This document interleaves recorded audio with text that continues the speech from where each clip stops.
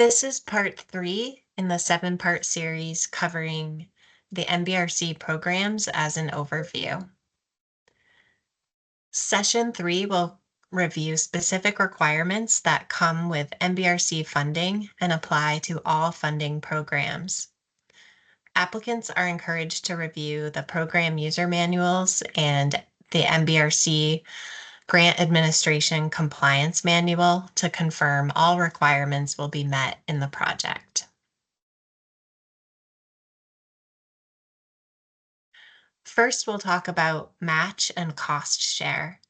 Match is the minimum amount required to access MBRC funds. The reimbursement and match ratio is location dependent as outlined in the annual distress criteria. The ratios are either 80-20, 50-50, or potentially an average of the rate for projects located in multiple counties or multiple states. MBRC is a reimbursement program, and it is important to note that MBRC requires match and cost share to be spent at the applicable ratio to receive a reimbursement. This means you must show that the match and cost share has been spent as well as the MBRC awarded amount.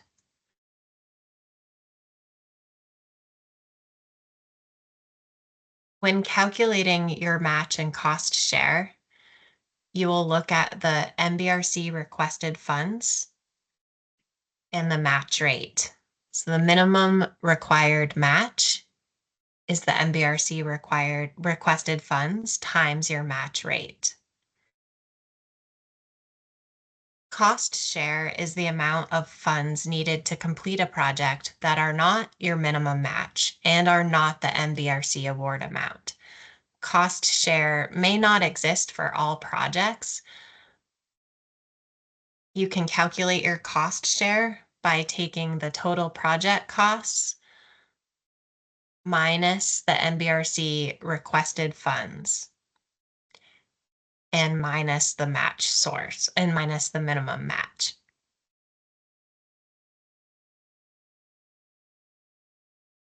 The pre-application will ask the applicant to identify match and cost share sources and provide the status of those funds. An important reminder is that match and cost share cannot be spent or committed before receiving the notice to proceed.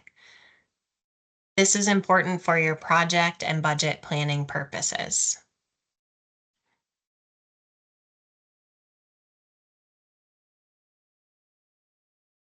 Next, we'll talk about the federal funding ceiling. MBRC awards have a federal funding ceiling or cap of 80%. This is a cost sharing or matching requirements may be met by other federal grants where authorized for up to 80% of the total project cost. Total project costs cannot exceed 80% as a federal source. MBRC funds can, however, be used to satisfy the non-federal cost sharing or match requirements for a project under another federal grant program for which MBRC is not the sole or primary funding source. Projects that have another federal source larger than MBRC's contribution may use MBRC funds as non-federal match for those other sources.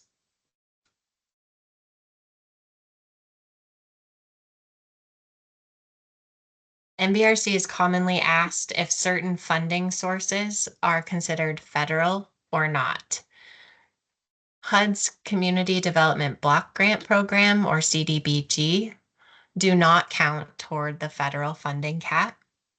Federal loans do not count towards the federal funding cap. ARPA funds do, however, count towards your federal funding cap. It is important for applicants to check with other federal sources as each federal agency may have its own restrictions on their funds.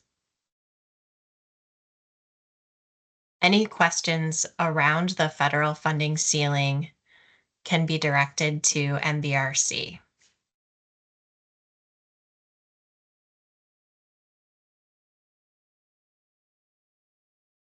The period of performance applies to all MBRC awards. This is a 3-year period of time where the project should be completed. If you feel your project cannot be completed within a 3-year period, MBRC suggests delaying the pre-application to a future funding round. Ineligible purpose. MBRC funds may not go to a for-profit entity as a subaward. This would be considered a pass-through of funds.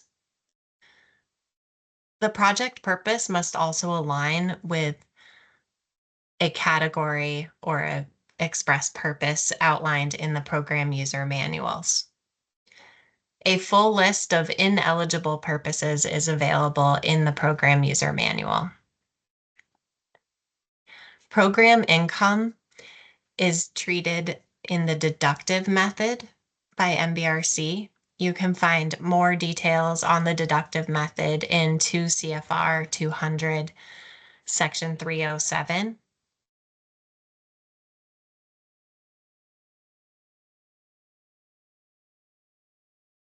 MBRC funds used to purchase or construct real property require a notice of federal interest. This is the notice that identifies the federal government's interest in that property for a period of 20 years. Additional information on the notice of federal interest can be found in MBRC's Grant Administration and Compliance Manual. Ineligible costs to be aware of as you put your project together include routine or deferred maintenance. Projects that include those types of costs will be flagged and asked to remove those costs. In addition, costs related to incurring debt or paying of debt are ineligible. A full list of ineligible costs can be found in the program user manual.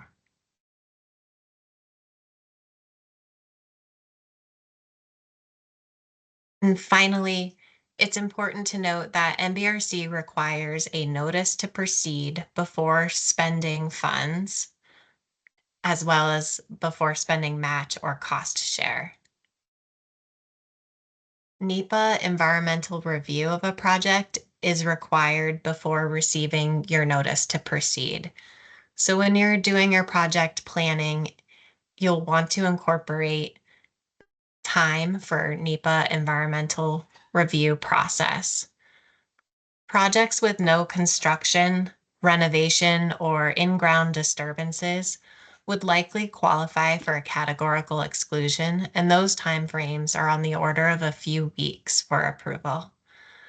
Some projects require Section 106 historic preservation consultations, and those approvals can take a few months. Some projects require an environmental assessment, and those projects can take anywhere from 6 to 12 months to complete a NEPA approval process.